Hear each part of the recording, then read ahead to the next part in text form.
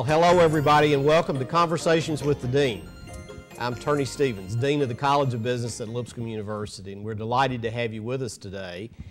And we're especially delighted to have Mark Claypool with us. Mark, welcome. Well, thank you. Glad to be here. Well, we're honored to have you on the campus. Mark is the CEO of Educational Services of America. That's correct. And it's a very interesting company. You serve a very specific group of people. Tell us about the market for ESA. Well, in a nutshell, our company works with public school districts all over the country to serve children who just don't fit into the mainstream. And those kids range from students who have profound learning and emotional disabilities all the way to the other end of the spectrum, children who are just so far behind academically that without some extra help, they're going to be at risk for not graduating from high school, and kind of every combination of that all along the spectrum of students. Mm-hmm. So when you say you serve those students, tell us how you do that. What is your business model?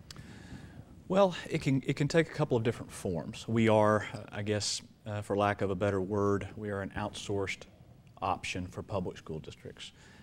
We present ourselves as a specialist. We respect their role. We're not in competition with public school districts. They're the generalist. I wouldn't have their mission. It's too big, it's too broad, it's too hard. But we do these very narrow things and we do them very well. Our hallmark is execution and accountability and transparency. And so we are growing nicely, and public school districts hire us to help them with these difficult populations. That can take the form of our company owning and operating a freestanding school that's specialized, and that school districts simply refer students to us and pay the tuition. It can also take the form, and more does, of our company managing classrooms on public school grounds to help not only students, but to help teachers in the public schools see a different sort of method and to help with their professional development. And then to transition those kids out of these specialized environments into what is a federal requirement in education, which is least restrictive environment, to send them as close to the mainstream as they can.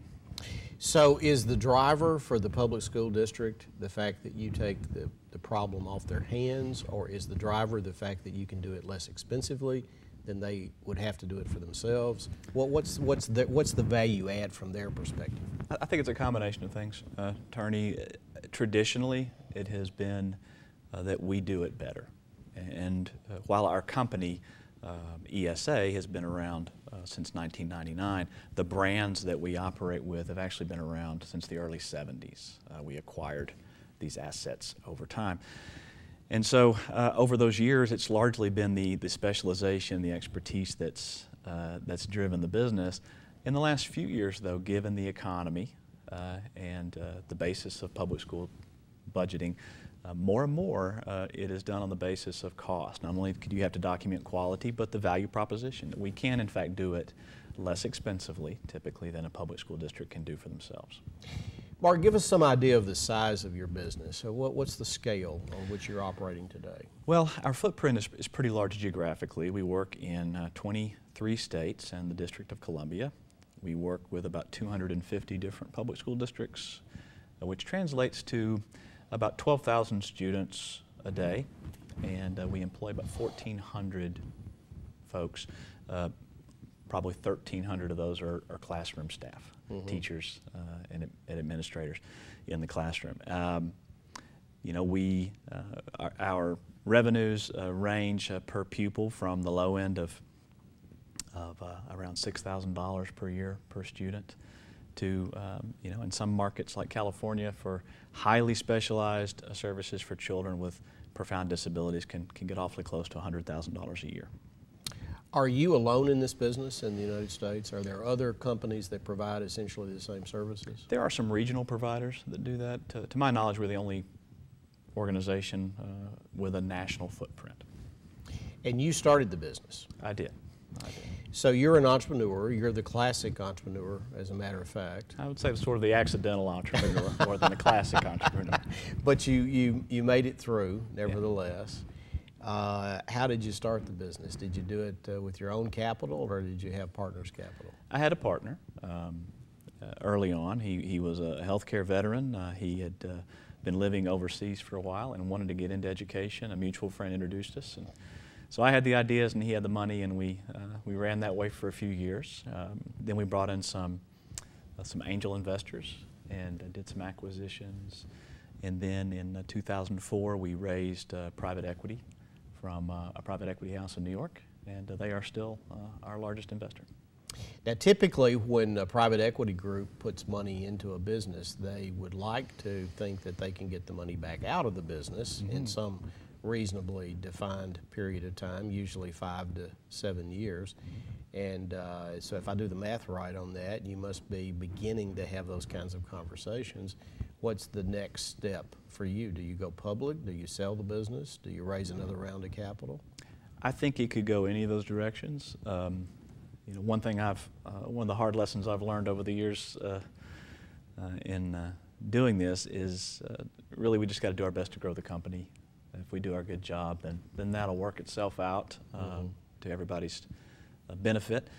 You know, we are on a very aggressive growth trajectory right now, and our company is likely to be considerably larger in the next 24 months than it is right now through a combination of new program development and acquisition. So I think the options will be there. All three options will be there, actually, that you mentioned. I don't know which is going to be the most favorable, but we'll see. And so when you talk about new program development, you're talking about organic growth of the business. Yes, I think it's organic growth. More precisely, we currently have contractual relationships with about 250 public school districts. Typically, we only sell one service to those districts, even though our organization offers multiple kinds of services. So one of our real strategic growth efforts is upsell, if you will, our current school district partners services that they need that they don't currently get from us. And those services may be ones they're getting from other providers or simply doing in-house or not doing at all. There's always, in this business, new needs come up that nobody would have foreseen even just a few years ago. And so those are all sorts of opportunities that we're faced with right now. Which I would call cross-selling. You've got a customer relationship, and now you go back and add on additional products for the same same I'm customer. the accidental entrepreneur. I'm sure your terminology is more accurate for the business community. Well, I wasn't pointing that out, but just trying to understand sort of what your strategy is, and I think it's a fascinating strategy. Well, it is a combination of continuing to build on what we do very, very well. We're really good at organic growth. Again, execution being our hallmark. If a school district contracts with us, our commitment is then once they ink the contract, that within 90 days we can have a facility ready, staffed, built out, customized, and ready to receive students with a tremendous amount of support, data collection, so that we can be very transparent in how we're performing at different benchmarks along the school year and give that superintendent, who is really our point of contact, what he needs to keep his board informed and hopefully keep us going for years. Let me go back to the kids for just a minute. Enough of the business. Let's talk about the kids, because I know you well enough to know that you've got a heart as big as all outdoors, and I know you really are concerned about the kids.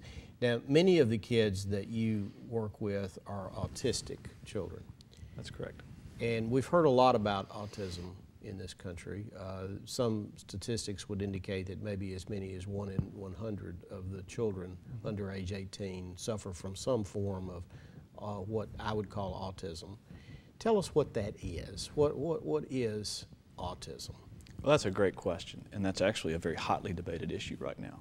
The definition of autism is very much up for grabs. You know, it has been very loosely defined by a series of indicators that really all hover around communication ability, that children reach a certain point in their development and they stop with regard to their ability to communicate effectively with others. And this is the great frustration, I think, around autism for parents, because their kids look beautiful. They don't look disabled. Everything appeared to be fine when they were born and during their early development, but all of a sudden they hit a wall. And we're seeing a lot of that category of students that you know, that historically they've kind of hit that wall very early on as toddlers even. But then there's been a real rise in the diagnosis of autism for students who are seemingly affected by this later and later, even in the teenage years. Just sort of all of a sudden they are exhibiting behaviors that are thought of as part of the autism spectrum. And so I think that's, if you really drill into the data, the rise of autism, which has been alarming, and you said 1 in 100, really that's a data point that you almost have to check weekly. Some have said it's now down to 1 in 65 or 1 in 70. It's even really higher in Great Britain than it is here. Again, it does make you question about the diagnosis and how that's being used.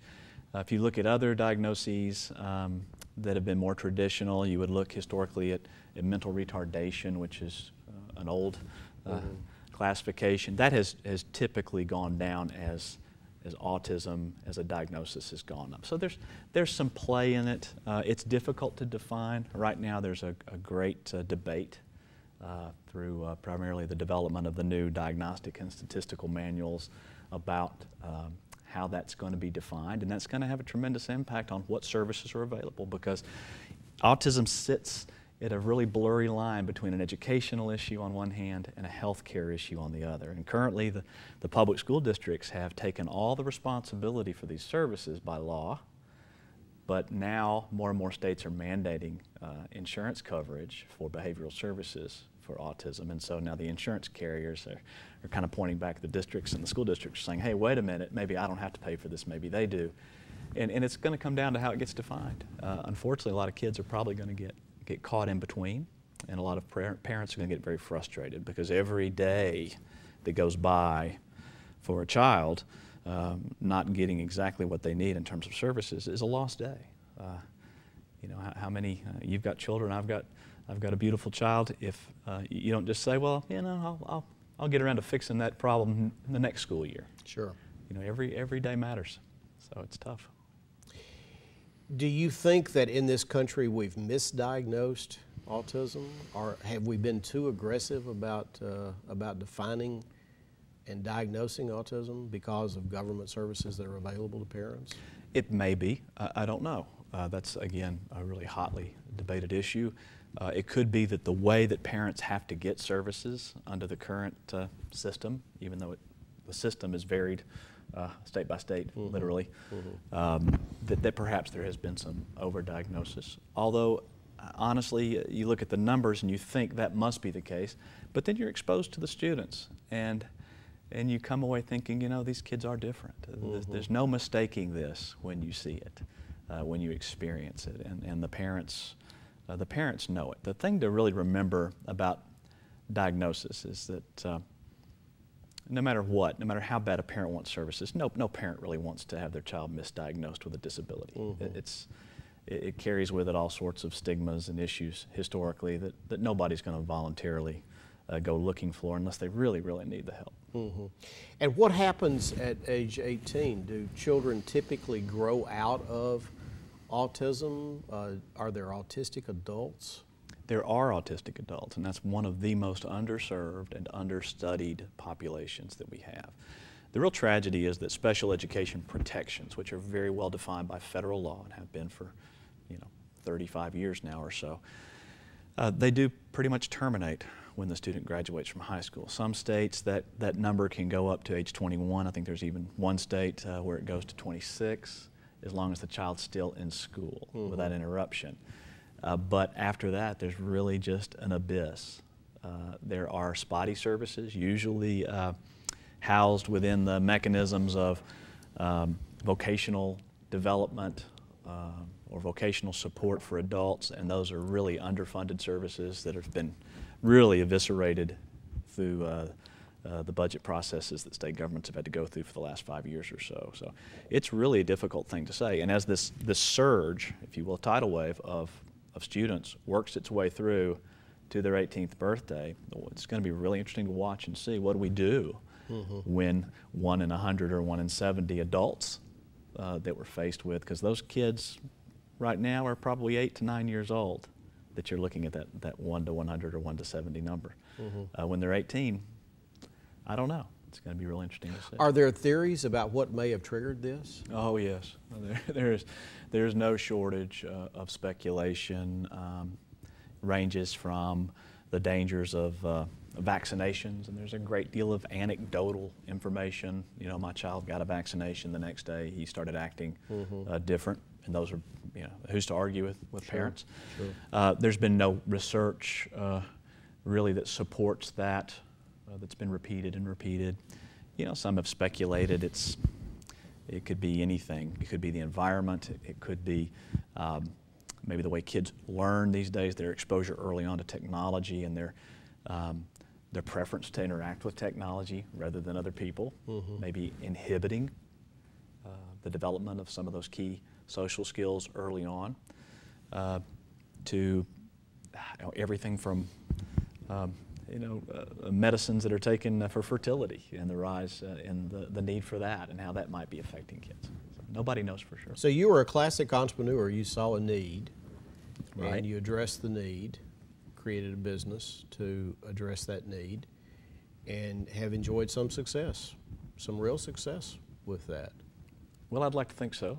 I think that we have created something that I would call social entrepreneurship in its truest form. I believe that we are addressing the needs of very needy children, and we are using the power of the capital markets to do that. And I believe those markets are far more powerful than any mechanism you can get to in the not-for-profit arena. You know, if I were the CEO or the executive director of a not-for-profit, my job would be very different.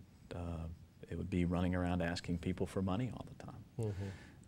What I do now is we build business plans and business cases, and when I need capital, I go make my case, and we raise money, and that doesn't have to happen every day. Hopefully, it only happens every few years. And Mark, I happen to know from knowing your partners in New York that these are very sophisticated business people, and they undoubtedly have the opportunity to invest in all types of businesses. I'm sure many different opportunities walk through their doors on a daily basis, and yet they saw the opportunity to invest with you, which I think is a real compliment to you as a chief executive officer and as an entrepreneur. I think it's also a compliment to your business and your business plan. But it perhaps says something about them too. Perhaps they are interested in doing well and doing good also. No doubt. We have tremendous investors. They do invest in a lot of different kinds of businesses, from railroad cars to power grids and furniture making and everything else. There's no doubt about it that they are entrepreneurs. They expect us to perform, and they want a return on their investment, and we believe we're going to make them quite happy in that. But at the end of the day, there are a lot easier ways to make a living, and there are no doubt easier investments that they could have made, but they do, I think, believe strongly in what we're doing. They want to help. They believe in the social mission of what we're doing. What have you learned about being a CEO now that you've been a CEO for a while? What sort of philosophies would you pass along to our viewers and our students about leadership, about the role of the CEO? Well, to me, again, when I say I'm sort of the accidental entrepreneur, I didn't go to business school. I'm a social worker, and I still see myself that way. And my leadership style with our folks is, I think, very much that way. It's very child-focused. Most of the people in our executive suite have been in the field, in the classroom, working with students. And I think that helps because we're not prone to ask anybody to do something that we wouldn't be willing to do ourselves. I think also keeping the focus high on quality. The toughest thing I've learned, Ernie, about business is that it's never too late to quit. And I say that because I kind of went into this with a very naive idea that if you just keep beating your head against something, eventually it'll work out. And I've had to learn over the years that just some ideas weren't meant to be. And sometimes you got to pull the plug on something that's just not good for the company in the long run and focus on what's working. And that's been the toughest thing for me to adjust to over the years. Sometimes it's better sooner rather than later. Almost always. But that's easier to see in the rearview mirror than it is at the moment. How do you lead your people? What do you do to inspire them to do better? What's your style? Well, I have a great executive management team, and I have 9 direct reports, which is kind of heavy probably for some businesses our size. But the folks that I put in those positions do not require much supervision, or they wouldn't be there. They are really people that buy into our mission. They are really experts in their field. And they are really reminded a lot by me, and this is self-perpetuating, that we are servant leaders and that we really have to have that culture constantly. It's all about communication and transparency, not making decisions in a vacuum that affect everybody else around the table. That's the ultimate hubris, I think, in my experience, that brings down organizations. But I think we have a great collaborative process, but we get to decisions quickly, and we just remind ourselves constantly of exactly what our mission is. We stick to it. We don't get outside of what we're really good at doing, and we got good folks. The old KISS method, K-I-S-S, keep it simple? Absolutely. Mm-hmm. It is pretty simple. This business is not a complicated business. Mm-hmm. It's hard. It's hard because you're working with kids that have a lot of problems, so you're throwing yourself in harm's way mm-hmm. every day. It's hard because you're dealing with government, and it's fickle. And our contract with the school district is only as good as the superintendent's employment contract, and those guys turn over about every 3 or 4 years right now, if they're lucky. Good news is they generally go down the road and end up at another school district and call us. But it is a tough business at times, and it's we've been able to adjust and adapt to the different economic situations, and we've been real blessed. Mark, we're almost out of time, and I just cannot end the conversation without going back to what you just said about the school districts that you work with. We've also heard a lot about our public schools in this country, mm-hmm. and politically you may be reluctant to talk a lot about that, but I would be very interested in your observations about not just what's wrong with our public school systems. I'm sure it's easy enough to beat up on public schools, but what's right with our public school systems? Well, there's more right than wrong, and you know, I'm not one who would necessarily be politically or otherwise prone to have that knee-jerk reaction. I think we see them in kind of the cold light of day, mm-hmm. and we know their strengths and their weaknesses. Public school districts have a mission that is so poorly defined that they are asked to do so much. They're held accountable to very high standards now, and have been for several years since No Child Left Behind and other things came along. And they're expected to focus on these really stringent academic standards, but they are fundamentally America's babysitter. And they can't say no to anybody who knocks on their door. They have to take everybody that's in their community, and they have to do their best to provide a free and appropriate public education. So I don't bash our public school districts. It's a hard job to be a public school teacher. It's a hard job to be a school superintendent. I wish more districts, and I think we're seeing a trend, would be willing to accept outside help and look at the possibilities and think outside the box, that they don't have to be great at everything. They could manage more rather than focus on doing it all themselves. Mm-hmm. And, sure. and look at specialists like our organization or others that do other things for them. But I think we're quick to bash them. Certainly our nation is in grave jeopardy, frankly, with regard to the performance of students in public school, primarily in urban areas. I mean, the numbers are worse than abysmal. You know, if you go to school in Detroit, Michigan, and you start as a freshman there, it's a flip of the coin as to whether you're going to graduate at all. It's a 50% graduation rate for 9th graders who start. That's just unacceptable. Mm-hmm. But in all fairness, you really can't pin that on the district, given the social conditions these kids are coming from in those neighborhoods, in those areas. They're coming so poorly equipped to learn. They're so poorly equipped in terms of social skills. The school districts have to spend so much time on these things rather than focusing on academics. I don't know what all the answers are. But it's too important to drop the ball on this because we're going to find ourselves in a world of hurt. So is there a business opportunity to privatize the public schools of America? You know, I think probably somebody will come up with that. Honestly, I think that would be a really tough business. Others have tried. There have been some rather large attempts. Edison Learning did a fair amount of this, and there's some others. A lot of movement now to go virtual on schools. That concerns me. I think there's some real shortcomings to virtual schooling, particularly for the most at-risk kids who don't have a stable home, who don't have a parent looking over their shoulder, who probably don't have broadband access in their home. What's going to happen to those kids? I think there's a lot more room for the private sector, really pushed by capital markets. And that's a subtle problem that we see even in the reform efforts that are going on. You know, some states, including Tennessee, are embracing charter schools, but only charter schools by state law that are not-for-profit. That excludes the largest and most effective charter school companies in America who simply can't do business in the state of Tennessee. And I'm not a charter school company or provider, so I don't have a dog in that fight, but that is sort of the irony of this. The private sector could help. There's tons of capital sitting on the sideline dying to get into K-12 education and make a difference. And your investors are good examples. They are great examples of that, and there are a lot of other folks who would love to do that and help.